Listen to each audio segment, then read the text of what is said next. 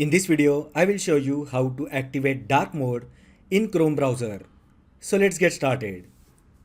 First, open Chrome browser on your Windows PC. Now tap three dots located at the top right side. Now from the options, click on Settings. Now in the left panel, just click on Appearance option.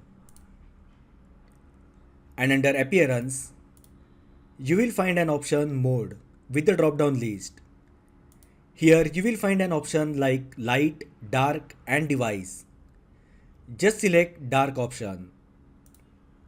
And as you can see, the dark mode is activated in Chrome browser. Now there is an alternate way. First open Chrome browser.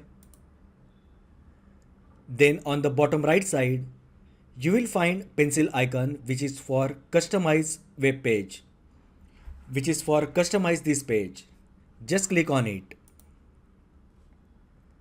And in the panel, you will find option like Light, Dark and Device. When you select Dark option, the dark mode will be activated in Chrome browser. So that is how you can activate dark mode in Chrome browser. If you find the video helpful, then like the video, share with your friends and subscribe to my channel.